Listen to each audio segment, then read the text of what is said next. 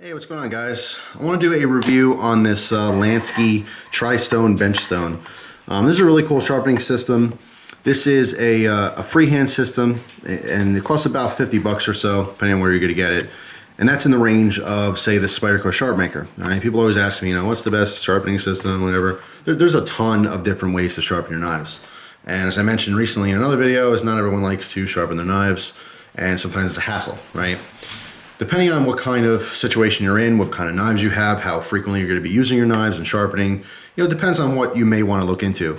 But I want to review this because this is probably one of the best, benchstone systems in the price range.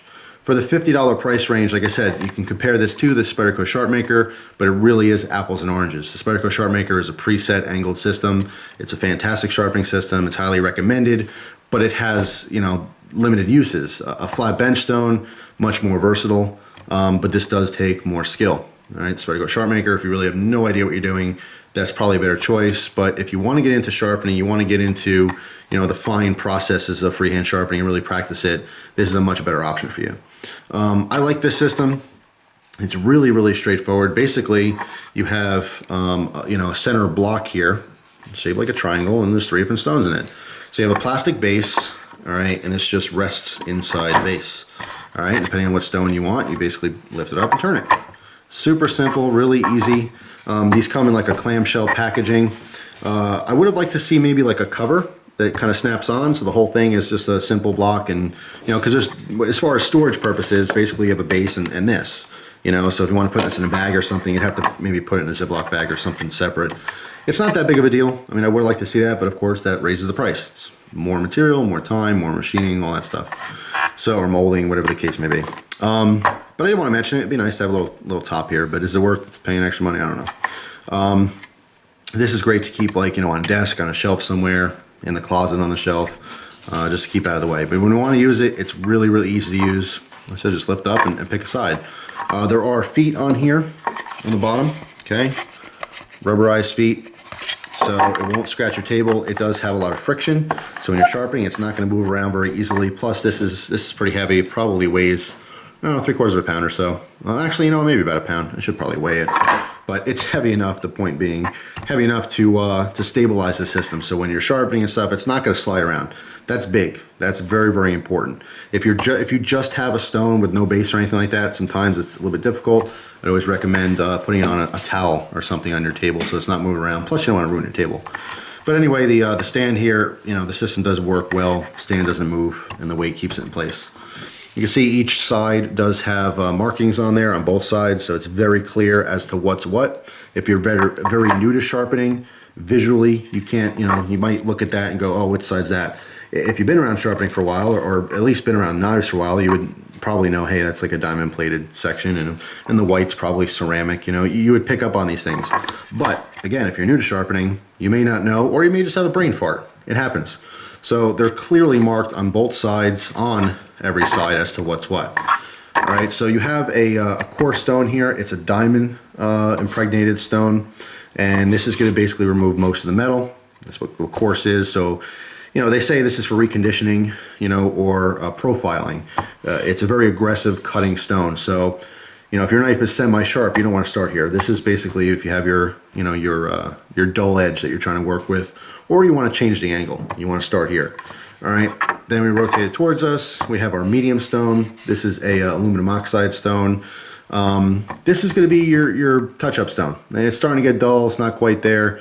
Start with this. Start on medium, and then go to your fine. So we rotate it again, and we have our fine stone here, which is a ceramic. This is basically a polishing stone.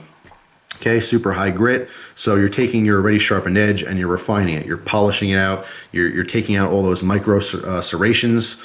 Depending on your preference, you might not want to go to fine. You might want to stick with medium if you want more of a toothy edge. This medium is on the finer side. What I mean by that is that you can just sharpen with this and not go to fine and still have a very good usable, toothy edge. If you're ripping through cardboard boxes and stuff, you may not want a nice, smooth, polished edge. In some cases, and I've talked about this before, it might be hard to believe, but you can over sharpen your knife in the sense that a knife that is too sharp doesn't cut as well. I know that makes no sense to most people, but you can make a knife so stinking sharp that it's so polished and so smooth and so finite, that edge, that it literally just slips and glides off of things instead of cutting into them.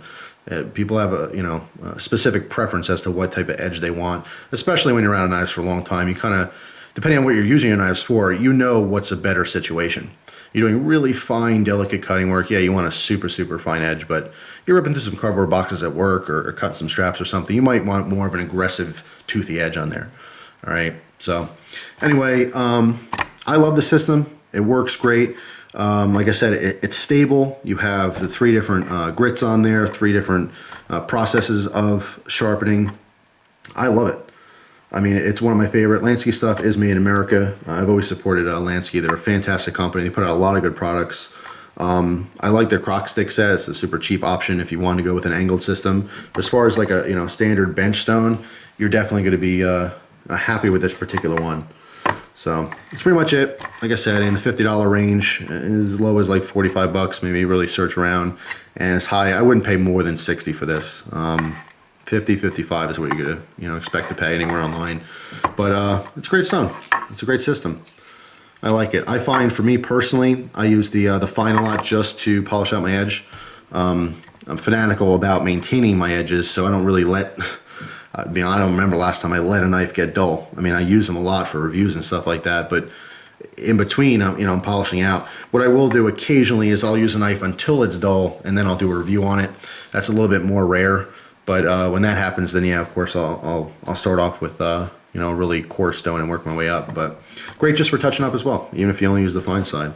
But options are good. You may not always have to reprofile or sharpen a dull edge, but it's good to know you can if you really wanted to. So anyway, that's the Lansky Tri-Stone Benchstone. It's a winner. I like this system for freehand sharpening. So thanks for watching. Hope you guys have a great day, and I'll see you soon. Take care.